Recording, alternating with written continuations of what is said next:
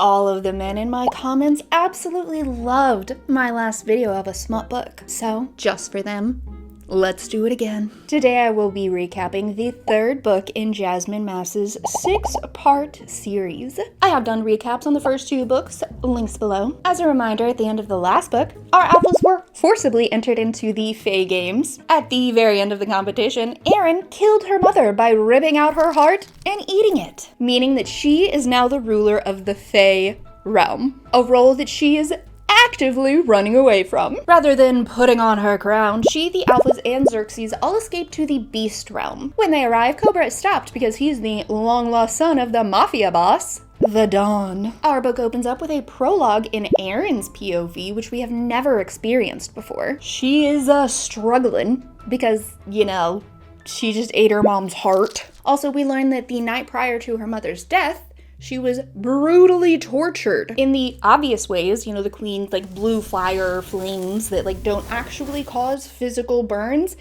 beatings, bruises all over, but also something else that she won't talk about has happened. She doesn't even reveal it in her own head. All we know is that she is messed up in more ways than she already was, which was a lot. Our ragtag team is brought to the Dawn, leader of Serpent City. He has got a lovely house with a sign that says, "Hell is paved with the bones of the disloyal." When our group walks in, they see his imposing form with a white snake wrapped around his neck, and he is about as welcoming as you would think a mafia boss would be.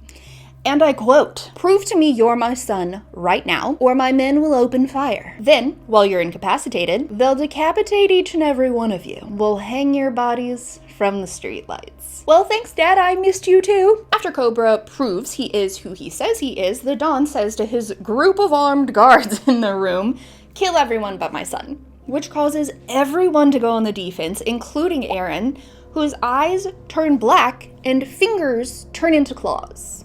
Please note, no other Fae in the world has finger claws. More on that later. Well, more on that in the next book. No, later, in this one. I'm sorry, I've had a glass of wine. This is my second, but my last one, so I won't be drinking anymore, although I might wish I could talking about this book, is actually Jinx, Jax's younger sister that stops the fight from happening. She calls the Dawn out, says that he's bluffing, and it's just kind of a ruse to see how powerful the group is. After the penis measuring contest, the Dawn tells Cobra, "You need to bond, form a pack, and go through the mafia initiation test." Somehow this turns into Sadie, Jax, Asher, and Xerxes joining him, meaning they're all going to be members of the mafia. The first step of initiation is being hung by your hands in a dingy room with flickering lights. Our group has a lovely chat, and Xerxes admits that in this realm he is considered a piece of property, giving us a little bit of hint into the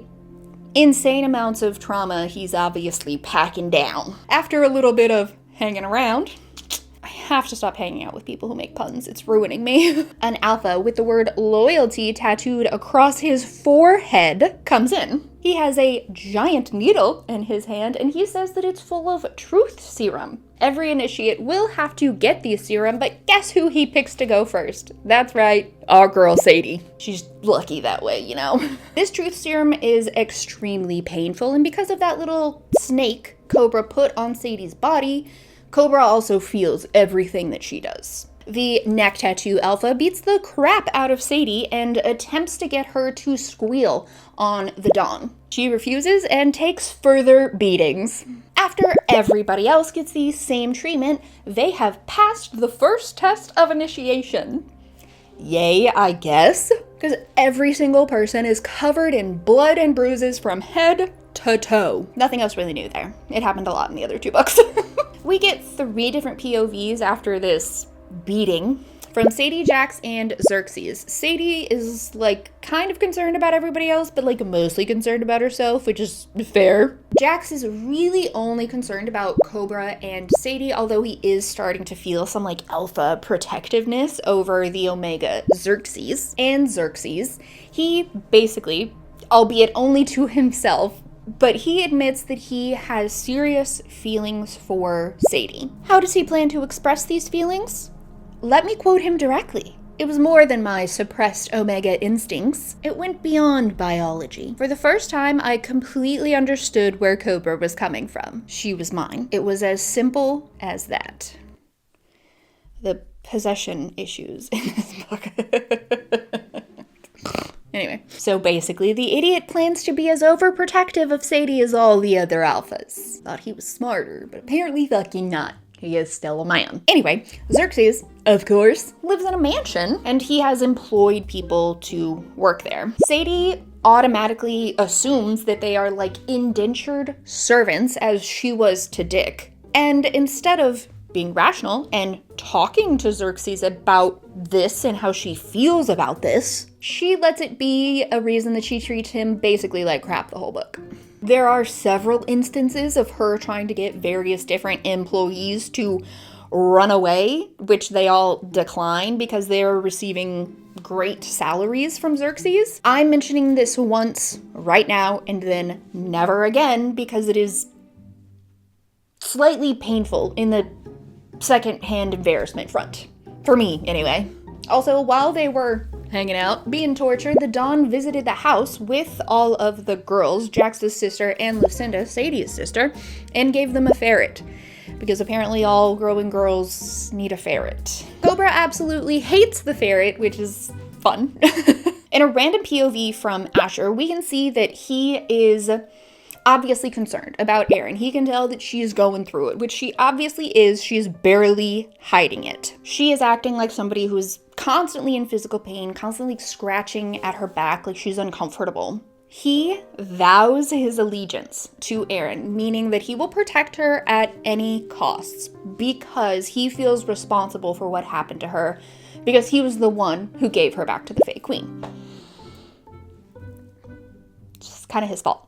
Erin, who has a very reasonable newfound fear of both fire and blood, declares that she's rooming with Sadie, which means yet another book with no sexy time between Sadie and the boys. I don't know that Jasmine Mass understands why I'm reading this book. Erin proceeds to have a meltdown on the floor before jumping up and claiming the shower, even though Sadie is the one who's just been tortured for hours. Great friend. While Erin is showering, Sadie goes off to find food and she runs into Xerxes, who shows Sadie his nest. It's absolutely stunning. The ceiling is like this thunderstorm. There's a fireplace that takes up a whole wall, a huge bed on the floor. It is peak nest vibes. And because Sadie is still disgusting and covered in blood, Xerxes takes her to the shower in the room. After she strips down, steps in the shower, she has a small breakdown because, yeah, she was just tortured for hours on end and she can't figure out how to work the shower. He comes in, turns on the shower. She's fully naked. He's fully clothed. There's touching, hair washing, and heavy petting. So effing hot. When suddenly Xerxes gets like extremely possessive and dominant, he says, "I'm taking what's mine. I showed you my nest. You're my alpha. I fucking claim you." To which Sadie, in a mostly teasing manner, says, aren't I the alpha? Shouldn't I be dominating you? To which Xerxes absolutely has like a PTSD episode, and he punches the tile wall behind her. To which Sadie responds automatically by just like swooping his knee out from under him. He's sitting there on the floor like hella dissociated. Sadie like covers him up and then bounces because she's got enough trauma herself. She said, "I am way too fucked up to be trying to heal other people." But he does come to her room and apologize for the outburst the next day. That day at breakfast, the Dawn shows up and tells them that they need to immediately form a pack. So Cobra, Jax, Asher, and Xerxes all do the bond, which involves like cutting their hand and like, I don't know, like joining hands or something like that. However, when it comes time for Sadie to join the pack, the Dawn refuses, saying that Cobra, being the heir to the Mafia, needs to reproduce. So he needs a female alpha in his pack, and female alphas aren't too friendly about other females being in the pack. So Sadie is not allowed to join the pack, which she handles actually pretty well. She's like a little bit relieved because she's literally 21 years old and doesn't want to tie herself for all of eternity to these men that she just met. and kind of have arguments with all the time. Most rational she's ever been, in my opinion. That evening, all of the men are having like a discussion about what to do, which they don't include Sadie on. So Sadie comes in and tells them the responsible thing to do would be to accept this and move on with our lives, to which the men do not respond very well. That night, Sadie goes to the men and basically tells them, I don't think there's a way out of this without somebody dying or getting seriously hurt, so let's just accept it. To which the men all respond by saying, no, we want to fuck you, and if you reject us, we want nothing to do with you. Genuinely, there are hurt feelings behind it, but that's how Sadie receives the information. Fair, because again, she's 21. She leaves the room crying, and to rub salt in the wound, Cobra cuts off the snake that lives on her body. He cuts off its access to him. The next day, all of the mafia initiates have to immediately start training for their next test, which is fighting 100 people in a row, and all of the men are shamelessly flirting with the only other female initiate. She's a fuck-ass hoe, so I've not bothered to write down her name. They split up, the guys and Sadie. They have 2 different trainers, and Sadie's trainer starts injecting her with drugs to make her stronger faster. When they all get home that evening, there is a blowout between Sadie and all of the men, which results in Xerxes like shoving her against a wall and like getting in her face, which immediately snaps her back into like the PTSD mindset of when she was living with Dick, her abuser. This makes all the alphas act like absolute assholes, and when Sadie runs off to her room, she finds Aaron doing drugs. She managed to acquire a hallucinogenic pipe vibes. Sadie, who Aaron is not a great influence on, joins her in the smoking of the drugs. I have also attempted to ignore my problems with drugs, but none of my problems were quite as high stakes as theirs, so interesting choices. The next day at training, Sadie's trainer, Molly, is so hard on her that she ends up blacking out for several hours. And while she's blacked out, the alphas completely freak out and they're all like fighting over her, and I think she like starts to have a nightmare or something. She begins freaking out, and Xerxes shifts into a kitten and starts like purring on her chest to calm her down. Very sweet. However, Cobra, being a jealous little shit, attempts to join in, but the only shifted form he has is a giant fucking snake. So that doesn't go over very well. And Sadie gets the play-by-play from Aaron when she wakes up about all this. When she finally wakes up, all of the men rush in and are like keyed up to level 10 because Xerxes is about to go into his heat and it's affecting all of the alphas, which kind of makes Sadie feel like a piece of ass, and so she kicks them all out. As she's having a good cry about her situation, relatable, a maid comes in, and just like in book 1, the maid becomes possessed and speaks to them a Fae prophecy, which is as follows. Ties are formed in dark light. The endless war, it has been read. But fate demands we all must fight. There is no choice, the gods are dead. I guess it kind of rhymes, but... After the maid comes back to herself, Sadie and Aaron kick her to the curb and then begin doing drugs because that is their only means of processing anything difficult, when suddenly the maid pops her head back in and says, one must join and raise the rear. Other must break and bring the kings. One must grow and lose the fear. Other must die and rise with wings. After some freaking out, they recall the prophecy from the first book, and they realize that that prophecy came to be true when Aaron killed the Fae Queen. Rather than make any attempt of trying to figure out what the fuck that poem means, they wrestle around and talk about how cool Sadie is going to look with wings. Therapy. Therapy. Therapy. It's needed. Another thing they have to do to join the Mafia is take a literal, like, pen and paper written test, which Sadie is not the best student. She studies very hard and she ends up passing the test, even though she has the lowest score in the class. After the test, Clarissa, which is the name of the other female initiate, she like corners Sadie and basically says, you are not worthy of the other alphas. Get fucking lost. She also twists the knife by telling Sadie that Xerxes is running from his old pack, and he is going to need strong alphas around him, which Clarissa does not think Sadie is. Sadie pops off with some comment about like Xerxes being out of her league, to which Clarissa responds by backhanding Sadie hella hard, and then telling her that Xerxes invited her to his first heat. Sadie is basically like dissociated for the rest of the day, which the alphas, who obviously still fucking care about her, notice. So when they all get back home, there's a huge confrontation where Sadie tells them what Clarissa said, which results in a huge fight between all of the men, which Sadie stops by using her blood fae powers. But unfortunately, she does not stop there. She forces them to all fall to their knees and beg for forgiveness. And then I think she also makes them like dance around. It's not a healthy coping mechanism, but I do understand it, unfortunately. Luckily, all of the girls walk in, you know, all of Jax's sisters, Lucinda and Erin, walk in, so Sadie is forced to release them.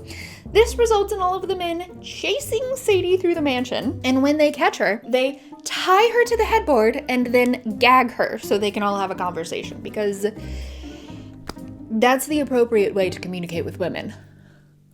Jax then kind of like takes control of the room, tells everybody they're being a shithead. He calls out Cobra on being a dick to Asher because of the betrayal. Then he calls out Asher on him acting like it doesn't bother him when in fact it very much does. Then Asher takes off Sadie's gag and they start kissing.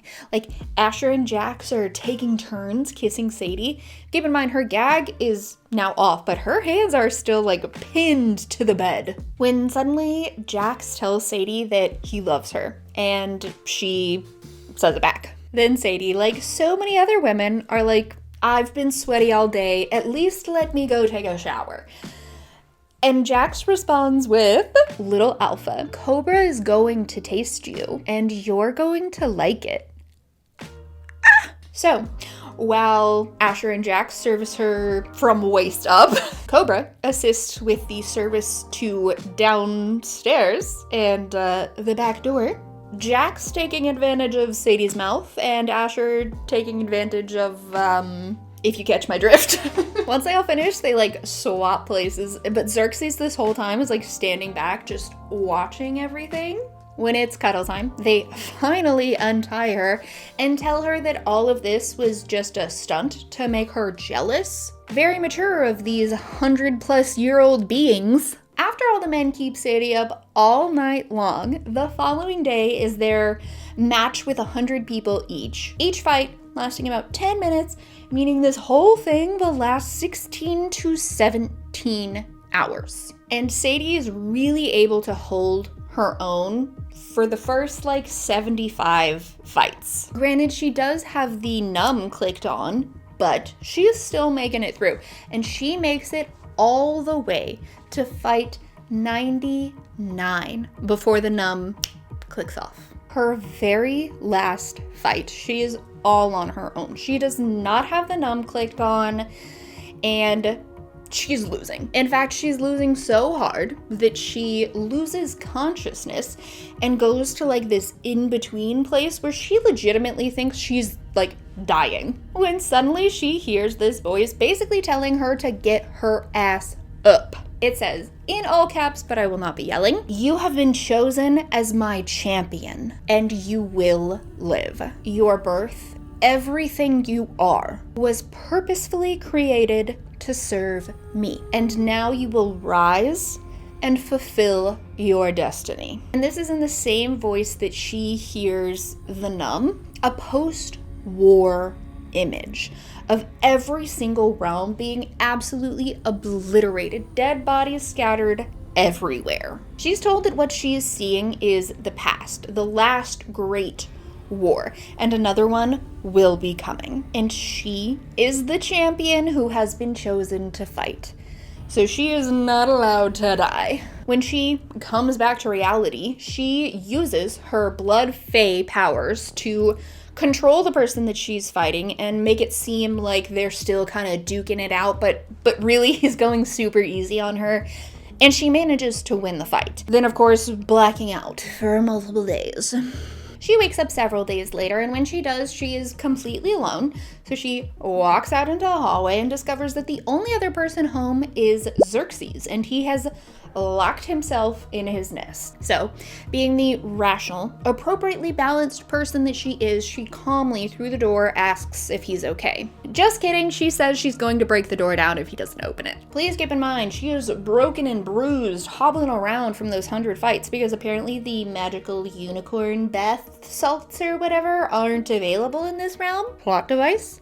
Just saying. Anyway, she is about to crash her broken body into what she realizes too late is a steel door when suddenly Xerxes rips open the door and pulls her inside. He is mid-heat, zeroed in on Sadie, and he does not want to take no for an answer. Sadie, for once being like the rational person, is like, hey, should we talk about this before we do it? To which Xerxes responds by taking off all of his clothes and telling Sadie to look at him. Xerxes has a piece of anatomy above the big show, and it vibrates, as does his manhood. And I don't blame Sadie for not being able to resist that temptation one little bit. Very quickly, they're both naked, and Xerxes is on top of her. And he does have one of those moments of like, if you want me to stop, tell me right now. To which she's like, let's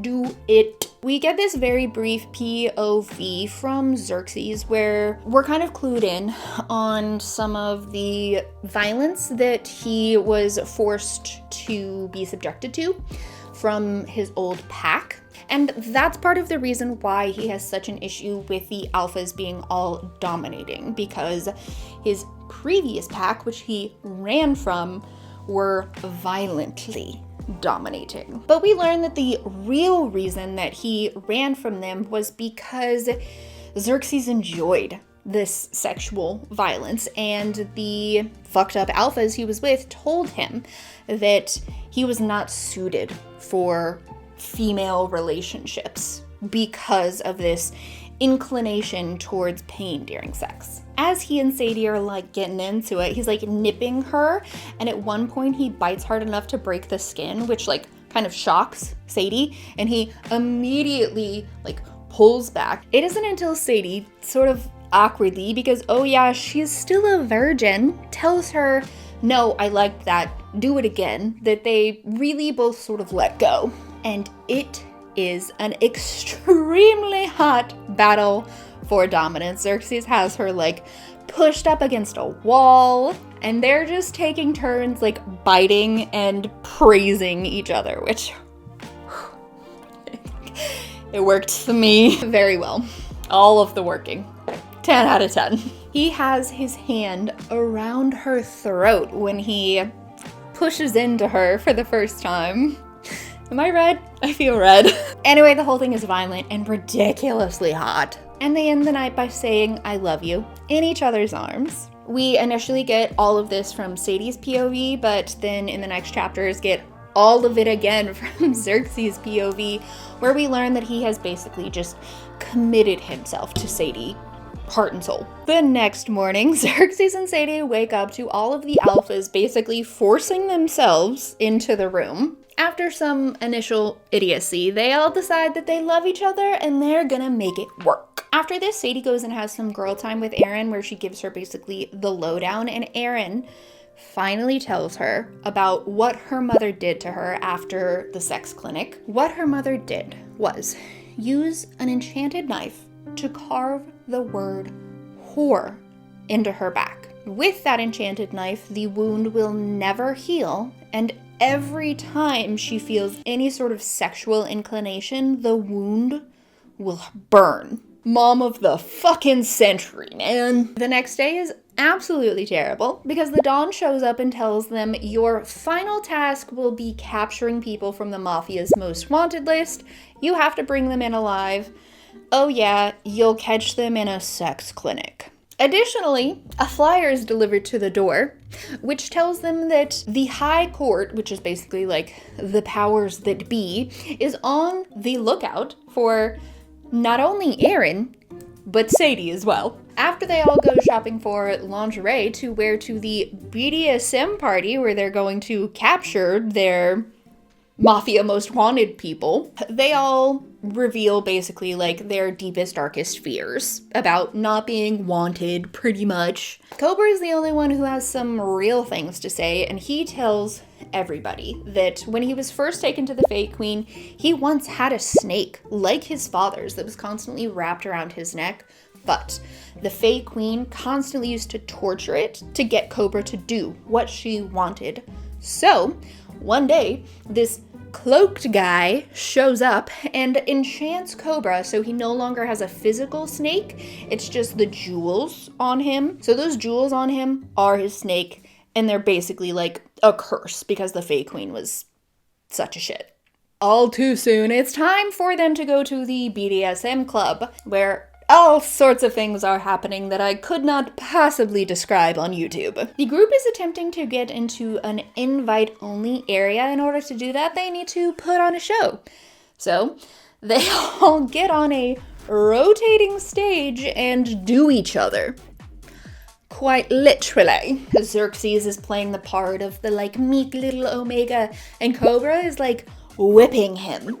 Like literally whipping him, before Jax and Asher grab Sadie, put her on top of Xerxes so she's riding him. Asher gets behind her, Cobra gets in front of her, and then Jax gets behind Cobra. The logistics of this have to be an absolute nightmare. Stepping on fingers, pulling hair, balls in everybody's face. They all finish, and Sadie runs off to the bathroom because, oh yeah, this is like the second time she's had sex. But she does confirm that she did really like it. She's just struggling with how slutty she is. As she's like splashing water on herself and like getting herself put back together, a male alpha walks into the women's restroom. It is the alpha that she used her blood fae powers on during the 100 people fight. And he says, I'm gonna tell everybody you're a witch, which she's not, if you don't get down on your knees right now.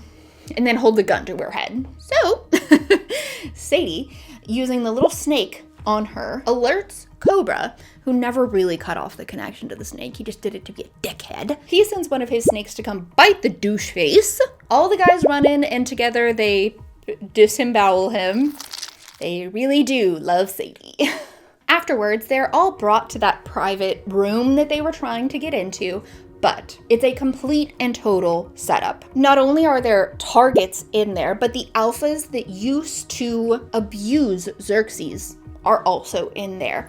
And those alphas have a gun held to 4 of the girls, 3 of Jax's sisters and Lucinda. Xerxes' old pack wants to make a deal. We will give you the girls if you give us Xerxes. So Sadie uses her blood fae powers to take out their real opponents, basically making them brain dead. When Sadie is kind of trying to think of a way to take out the guys that are holding the girls hostage, she notices Lucinda using her nail to like cut into her arm. Lucinda also has blood fae powers. She uses those powers to take out 2 of the guys. Sadie takes out a 3rd one, but the 4th one has a shield around him and has Jinx with a gun held to her head.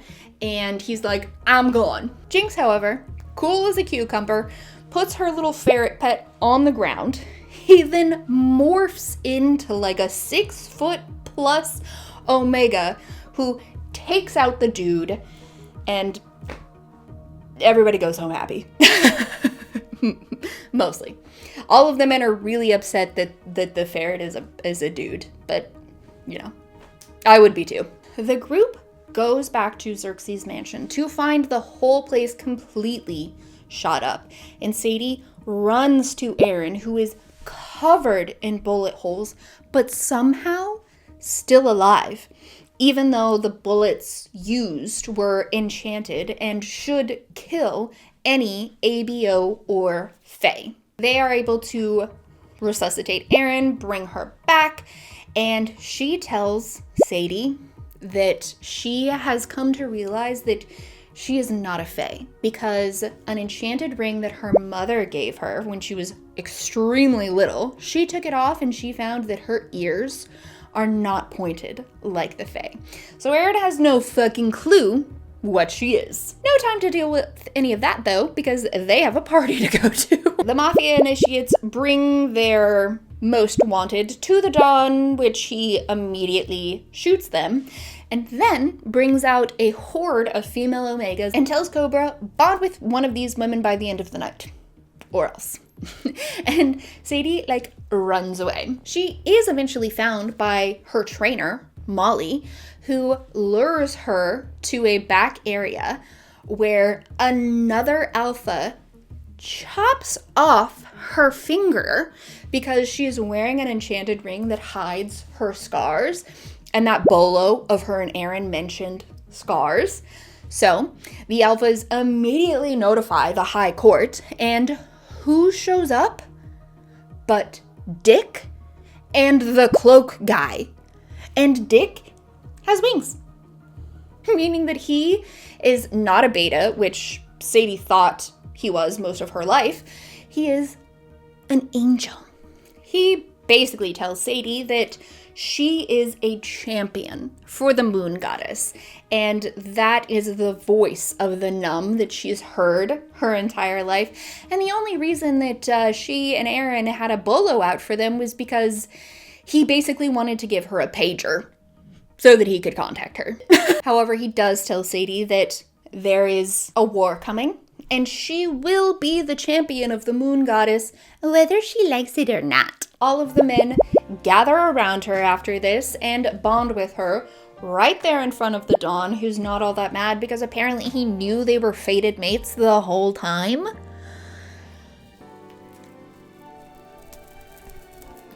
Sure. The book ends with one last sexy time in the nest with Sadie and the men, and they're all cuddled up together. The nice happy little bow. And that's literally the end. That is the end of the first trilogy within the 6-part series. The next part of the trilogy will all be from Erin's POV.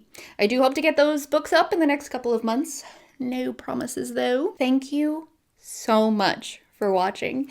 If you have made it to this point in the video, please go ahead and press some of those buttons down below. If not, I will see you in the next one.